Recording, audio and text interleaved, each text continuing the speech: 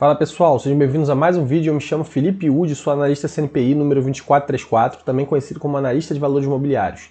Peço para vocês deixarem o like, se inscrever no nosso canal, seguir nossa página no Instagram, comentar aí embaixo se tiver alguma dúvida, alguma sugestão, alguma crítica, ou até mesmo se esse vídeo foi útil de alguma forma para vocês, tá? Também coloco na descrição do vídeo uma parceria que eu tenho com a página do Abinael Machado, um amigo meu lá do Instagram, que tem bastante alcance, né? Alcance maior que o meu, um serviço de análise de empresas, REITs, stocks, fundos imobiliários, valuation, enfim, análise de carteira. Então, se vocês tiverem interesse, é só clicar no link.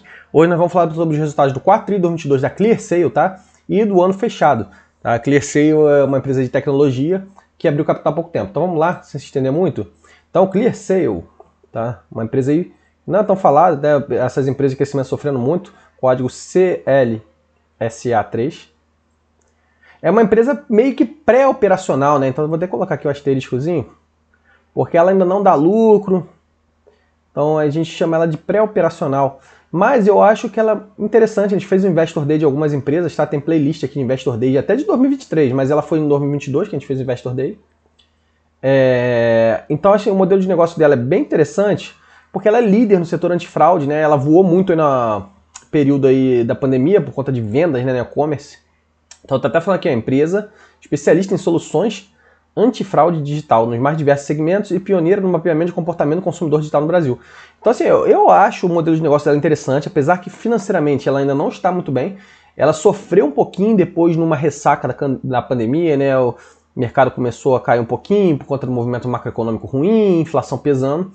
Mas ela se recuperou, depois ela começou a reformular e tal. No vídeo de Investor Day a gente falou mais dela, tá? Então a gente vê aqui que ela teve uma receita líquida. Ela teve o melhor trimestre do ano, né? Então a gente já vê que essa recuperação já vinha se recuperando, né, ao longo dos outros trimestres, mas no quarto tri veio bom, tá? Não foi excepcional, tá? Ela não tem números excepcionais, mas eu acho que ela foi super precificada no IPO e ela tem tudo para voltar a crescer. Talvez não no patamar do IPO, mas eu acho que tem tudo para voltar a crescer. As empresas de crescimento sofrendo muito. A receita líquida total de 500 milhões, né? Ela ainda não tem uma margem bruta muito alta, ó. A venda recorrente dela foi recorde, né? Então ela está conseguindo reter os clientes dela no quarto tri, ó, e em 2022 também. 76 milhões e 174 milhões no ano, né? Então a gente vê que ela não tem uma venda recorrente tão forte, né? Para essa receita líquida total, né? Ela ainda tá, parece que assim, por mais que ela seja líder nesse setor de antifraude, né? Ela tem algumas tecnologias muito interessantes, eu falei muito disso, né? No Investor Day dela, tá? Depois eu vou colocar o card aqui em cima. Mas ela ainda tem algumas verticais de crescimento, então ela tem essa mesclando aqui esses componentes de cross-sell, upsell, vender, né, os serviços de outras verticais dela, que ela abriu aqui, novas verticais. A área internacional dela é muito imatura, então ela vem fechando algumas coisas. Mas o churn também dela baixou, chegou a bater um nível alto aqui, né? Acho que chegou na quase 4% aqui. A gente vê que o churn dela já está em 1,4%, então clientes aí mantendo, né? Adicionou novos clientes, 1.800 clientes, margem bruta e margem EBITDA melhorou, então ela veio com um resultado bem forte, tá, no quarto tri, e ao longo do ano já vinha melhorando, tá, porque em 2021 foi bem fraquinho, tá. Ela teve aqui a constituição de uma provisão para clientes duvidosos, tá, de 100% no varejo nacional, sofreu um pouquinho, e aqui falando um pouquinho, né, dos segmentos dela, né, tem e-commerce Brasil, e-commerce internacional, application fraud, né, que esse application fraud ela falou que está investindo bastante nessa parte de application fraud aí. A gente vê até que evoluiu bem, né, no quarto tri em todas as linhas, tá? Aqui, ó. Todas as linhas crescendo bem. No ano, a gente já vê que é um pouquinho mais comedido, né, 22%, né, como esse Brasil. Até internacional a gente vê que cresceu, mas o internacional dela é bem fraquinho, tá? A gente vê que no quarto tri 9 milhões só contra os outros. A application fraud, que ela tá remodelando bem, ó. Teve uma expansão de 13%, 94 milhões. E a receita recorrente 16%, quase 17%, né? Aqui falando do número de clientes, a gente vê que expandiu bem também. Então ela ainda está crescendo, por mais que seja líder, né? O churn dela, a gente vê que caiu bastante, né? Isso aqui é bem positivo, tá? Esse churn aqui em queda. Receita líquida, então a gente vê que a receita dela internacional, ó, por mais que ela teve aqui uma venda recorrente aqui crescendo, a receita internacional dela bem pequenininha e tal, só que até que está em real, mas é em dólar, né? Normalmente dólar, euro. Aí converte para real, vem um pouquinho maior, mas a gente vê que vem pequenininho. Até cresceu, né, acima dos outros, né? O application fraud, que eu acho que tem maior potencial, né, dessa daqui de ter rentabilidade, também crescendo bem. Esse e-commerce Brasil daqui era o setor que subiu mais na pandemia aí, no pico da pandemia, no auge, né? O total da receita aqui 11% ano contra ano, trimestre 15%, né? A gente vê que não é um crescimento daqueles agressivos, né? Como a gente viu da Locweb. A gente vê aqui que a margem EBITDA dela, por outro lado, caiu, né? Caiu bem aqui na margem EBITDA. Ficou negativo, né? Operacionalmente, né? Depois a gente destrincha aí, ó. Tem o EBITDA ajustado, eles tiveram alguns ajustes. Mas no quarto tri, eles ficaram até no positivo, tá? No quarto tri a gente vê que veio bom, mas no ano veio ruim. Mas acho que no ano melhorou até em frente ao ano anterior, tá? Tinha dado um negativo aqui, ó. 52 milhões negativo e caiu para 33 milhões, tá? Ajustados. Aqui no Brasil a gente vê que a empresa rodando um pouquinho melhor. Melhorou também, né? Veio positivo ajustado do Brasil, enquanto que o ano passado estava negativo. E a margem EBITDA ajustada aqui no trimestre que veio razoavelmente boa, tá? Do Brasil. Então a gente vê que o mercado deles internacional é bem fraquinho, a empresa dando prejuízo no ano, no trimestre já veio a dar lucro, né? 10 milhões, mas bem pouquinho, margem líquida bem pequenininha. Ainda tem muito a evoluir, mas a empresa a gente já vê que já começou a adotar aquilo que eles apresentaram no Investor Day, né? Então a gente botando aqui, né? O ano de 2022 foi desafiador. Plano de equilíbrio, né, para balancear o crescimento com rentabilidade. Então, tiver essa parte de application fraud aí, eles já conseguiram isso. Ao mesmo tempo, estruturamos profundamente a companhia para aproveitar a oportunidade de crescimento rentável no médio e longo prazo. Tempestade perfeita, né? Tempestades aqui de maneira negativa, tá? Tempestade perfeita, o consumo discricionário afetado por desemprego, recuperação pós-pandemia, inflação alta, itens básicos. Então isso tudo afeta esse varejo, né, que afeta o e-commerce. E principalmente também essa parte aqui de varejo online, essa parte de application fraud, apesar de ser uma parte mais documental e tal, também afeta, né, o varejo, como é afetado no varejo como um todo, né? Então a empresa foi bastante impactada, né? Isso aqui a gente já viu bastante no Investor Day deles. Eles falam mais ou menos o que a gente já viu, né? DRE resumida. Então a gente vê que a empresa ainda tem muito a melhorar. Ó, do 4 tri de 2021, a gente vê que no top line a empresa evoluindo bem, tá?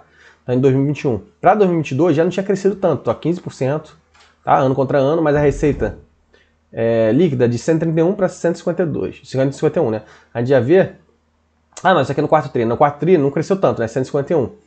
Mas no ano contra ano, a gente já vê que subiu mais ou menos na mesma razão, né? Com 12% e tal. Não é uma expansão daquelas vistosas e tal. O e-commerce também, mais ou menos essa faixa aqui, 7%. Acho que de 2020 para cá que tinha expandido mais, né? Que eu estava confundindo aqui os números. O application fraud, a gente vê que teve uma expansão melhor, que eles estavam vendo aqui para melhorar a captação de clientes, né? Novas tecnologias e tal, mostrando que o serviço deles é muito bom. O e-commerce internacional aqui está em dólar, né? A gente vê que até chegou a andar de lado aqui no terceiro tri e tal, aqui no quarto tri. Mas deu uma melhoradinha bem sutil, a gente vê que a receita dela em dólar praticamente flat, né? O que valorizou mais aqui, essa questão do câmbio, né? Real, dólar. A margem deles caiu, né? Margem bruta, então a empresa sofrendo um pouquinho. A empresa já não tem margem bruta tão alta. Tem até margem bruta ajustada aqui. No quarto tri, até vem bem boa, tá? Margem bruta de 33% para 50%. Então a empresa realmente no quarto tri de 2022 o resultado bem forte. No ano fechado nem tanto, né? Margem EBITDA veio completamente negativa ano passado, né? 2021, né? No ano anterior. E agora já veio positivo, mas bem pequenininho. A empresa tem que dar muita alavancagem operacional aqui, né? Enxugar muita despesa, né? Mas a gente vê que na margem EBITDA Brasil, o resultado dela é bem melhor, né? 20% de margem EBITDA é uma margem ok, tá? Né? Margem excelente, tá? Tem muita empresa aí de TI que tem margens melhores. Mas eu acho que a empresa está evoluindo bastante, ó. A receita recorrente deles chegou a ficar de lado um período muito longo, ó. Essa receita recorrente chegou a cair no terceiro tri de 2022, ó. A gente vê que no e-commerce internacional dele despencou nessa receita recorrente, agora que voltou a subir. A application fraud voltou a chegar no patamar aqui do segundo tri de 2022 também. A gente vê que a application fraud tomando forma. E o e-commerce, a gente vê aqui bem, né, esse gráfico aqui, que o e-commerce Brasil recuperou um share bem grande, tá? No ano a gente viu que expandiu 17%, né? E a application fraud ganhando forma aqui, né? A application fraud aqui em cima é de pretinho e a e-commerce aqui também subiu um pouquinho. Então a gente vê que a application fraud tá conseguindo melhorar, né? Coisa que estava ruim, né? Aqui a receita nova, né? Eles vendendo clientes, produtos que eles já têm, né? Cross-sell, upsell, novas formas de pagamento, cross-border e novos clientes do e-commerce, 22%. Então eles pegaram uma participação aqui relevante, tá? 22%. Se eles discriminam aqui mais alguma coisa. O churn deles chegou a bater um patamar bem alto em 2021, 2,1%. Acho que já chegou até a atingir um patamar maior, tá? E agora voltou para um patamar adequado, né? 1,4%. Quantidade de clientes dele continuou evoluindo. Evoluiu o terceiro tri, evoluiu no quarto tri, 13%. Resultado financeiro. Resultado financeiro não é o resultado financeiro de despesa financeira, receita financeira, tá? Isso aqui é receita líquida, né? A gente já viu o top line. Top line deles, sim, está crescendo, né? De uma maneira razoável. Trimestre a trimestre a empresa vem evoluindo, mas não é aquele crescimento tão vistoso, né? Absurdamente alto. Né? O e-commerce internacional já viu que é bem baixinho. E-commerce Brasil teve momentos aqui desafiadores, ó, primeiro tri. E segundo tri, ó, a empresa foi afetada, agora parece que voltou a retomar um pouquinho. Na base anual, subiu 7,4%. O Application Fraud também, ó, tinha sofrido bastante aqui no terceiro tri, né, que eu acho que foi quando a gente pegou esse Investor Day para fazer. Aí o quarto tri já voltou a melhorar, mas ainda não no nível aqui de crescimento que estava tendo aqui nos outros trimestres, né, de 2022. E o e-commerce internacional, a gente vê que oscilando bastante, né? Mas até sobe, mas oscila bastante. E esses números ficam muito distorcidos, né, percentualmente, porque a gente vê que essa receita é bem pequenininha, tá? Então acaba qualquer crescimento aqui, em termos percentuais, expande absurdamente, né? A gente vê que em real aqui, de um ano para o outro, nem cresceu tanto, né? Tem a barrinha ali em real e tem em dólar. Os custos operacionais aqui, que entram nos custos operacionais deles, questão de cloud, né? Esse custo operacional é um custo operacional mais para efeito de margem bruta, né? Não é despesa operacional total, não. Rescisões, depreciação e tal. É como se fosse uma espécie de receita bruta para receita líquida, né? Deixa eu ver se aqui em cima explica. Equipe de tecnologia, analytics, produtos, operações, infraestrutura, enfim, é isso, basicamente isso aí mesmo que eu falei. A gente vê que os custos aí não são tão pesados, né? A margem bruta deles, a do IPO era 43, ó, eles conseguiram passar essa margem bruta, ó, a IPO foi 2021. Do IPO, e já está no nível melhor. E no IPO eles foram precificados lá em um valor de cotação altíssimo, tá? Então a gente vê que em 2022 ele já vinha... 2021 já começou a sofrer, né? Logo depois do IPO, o e-commerce e tal, porque eu acho que aqui também teve um picozinho de pandemia. Agora, desses trimestres de 2022, esses primeiros trimestres então foram bem ruinzinhos. O terceiro tri já começou a recuperar, mas aqui o churn estava alto, né? No terceiro tri, estava tendo alguns problemas nesse application fraud, e agora o quarto tri parece que melhorou, né? Aqui despesas operacionais mesmo, né? Então a gente vê esse daqui é um calcanhar de Aquiles, né? Que a gente vê na base trimestral, eles até começaram a controlar, né? Que eles falaram que ia começar a controlar, ó. Reduziram aqui 22%, né? De um ano para o outro. E de 2021 para 2022 eles manteve mais ou menos flat, né? O custo operacional também não cresceu tanto. Tem um programa aqui de incentivo de longo prazo, né? Que é mais ou menos Stock Based Compensation. Enfim. A empresa tem um pouquinho aqui de reconciliação por EBITDA, né? Um pouquinho de despesa financeira. Aumentou bastante aqui, né? De um ano para o outro. E operacionalmente a empresa gira no negativo, né? Então o problema é que ela tem baixa alavancagem, né? Aqui não tem a DRE consolidada, né? Lá embaixo depois a gente vê com calma. No Brasil a gente já vê que é diferente, né? Mesmo assim o EBITDA da reconciliação negativo, né? Ano contra ano. Agora no quarto tri a gente já veio positivo, né? E logo depois do IPO a empresa já vinha uma despesa operacional consumindo todo o caixa, né? E é esse programa aqui de incentivo, né? Aperta um pouquinho, né?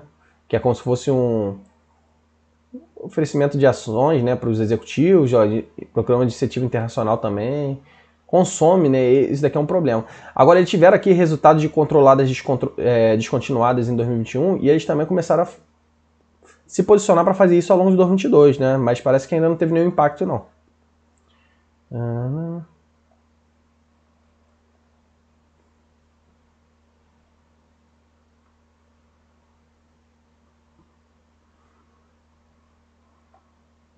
Então vamos lá, vamos ver aqui o fluxo de caixa. Eles falam que tem um pouquinho de gasto aqui, né? Desenvolvimento de software normal, aquisição de software bem pequenininho, licença, imobilizado, dívidas, amortização. A gente vê que gera pouquinho caixa também, a empresa não gera muito caixa. Eles têm caixa ainda do IPO, ó.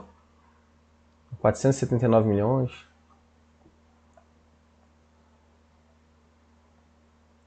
Aqui falando na base anual, né? Ali a gente tinha visto na base trimestral, não é isso?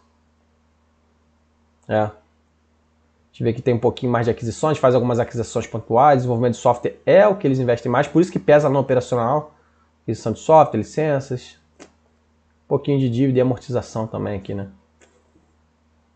Consumo de caixa.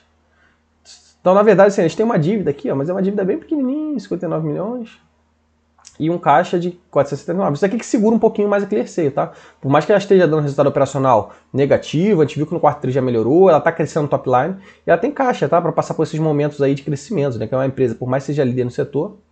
Né? Deixa eu ver, aqui tem a DRE consolidada, queria ver a DRE. Tá aqui nas despesas gerais administrativas, né? Que consome, né? Boa parte aí desse operacional, ó. Despesas gerais administrativas, bem superior ao lucro bruto. Te ver, mas mesmo assim eles controlaram, tá? De um ano para o outro, ó, crescimento bem flatzinho no quarto tri. Até enxugaram frente ao quarto tri de 2021, então a empresa controlando. Então te vê que o resultado operacional no quarto tri ficou negativo, mas bem melhor. Eles fizeram ajuste, né? Lá em cima nos destaques estava ajuste. Agora no ano fechado ficou negativo, mas ficou bem próximo aqui do 2021, né? Então a empresa está conseguindo crescer no top line. Claro, ainda está muito aquém, né? Na verdade que o resultado financeiro era positivo, né? É isso? É aqueles 50 e poucos milhões aqui no ano? Positivo, ó. Olhei rápido lá. E no trimestre também, por conta do dinheiro do caixa. E aí teve que lucro líquido de operações continuadas, né? 5 milhões. Eles ainda ficaram positivos no lucro líquido por conta desse caixa, né? No quarto tri. No ano, não. Então, assim, a empresa, ela ainda dá, né, prejuízo, né, no ano e tal, mas ela está conseguindo reduzir esse prejuízo operacional. O caixa dela ainda auxiliou ela a dar um lucrinho, né? Aí dá uma expectativa aí que a empresa está melhorando pra caramba, né? Que estava no prejuízo. Não é isso, né? Porque ela tem um caixa aí do IPO ainda. Eu acho que ela poderia usar esse caixa para aproveitar e investir mais, né? Crescer mais, ainda mais nesse momento aí de baixa. Mas tá se segurando. Ela também tem umas contas a receber aqui, ó. 137 milhões. Tem bastante conta a receber. A dívida deles é virtualmente nula, ó, 35 milhões aqui. Isso aqui é um ponto positivo também. Não tem tanto a pagar para fornecedor. Não paga dividendos, isso aqui é um fator positivo, já que a empresa tem que crescer. Tem muita empresa aí que está crescendo e paga dividendo, né? Aí o negócio meio esquisito. Esse Phantom Share é como se fosse essa remuneração para os executivos, né? Esses planos aí de incentivo, mas aqui no balanço patrimonial não consta nada. Também tem aqui pagamento baseado em ações, né? Esse Phantom Share é um tipo também de pagamento em ações, né? Mas é uma provisão, né? Que é o pagamento mesmo, efetivamente. A gente vê que não paga tanto, assim, 3 milhões, 3,6 e tal. É um tipo de obrigação, né? Aqui de longo prazo também tem um pouquinho de dívida, 23 milhões. Então tem uns 50 milhões de dívida. Uns 60 milhões de dívida aí. Nada demais. Então, assim, por mais que a empresa esteja gerando um operacional ruim, ela está melhorando no top line, né? Está conseguindo reduzir esse prejuízo operacional. O caixa, bem ou mal, está facilitando aí, ela começou a reverter prejuízo para lucro, né? Mas eu acho que ela tem que começar a se movimentar para investir esse caixa de alguma forma, para crescer mais no top line, de repente despesa com vendas, usar o caixa com essas despesas, ou continuar adquirindo empresas pequenas aí para crescer. Mas ela também tem pontos positivos, porque ela se reestruturou, né?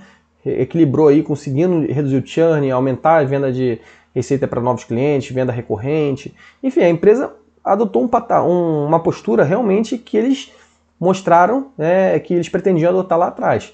Então eles tiveram um ponto positivo, só que eles têm que se movimentar um pouquinho mais aí para melhorar, usar esse caixa que está desde o IPO parado aí, né? Eu acho que esse momento de baixa seria um momento interessante.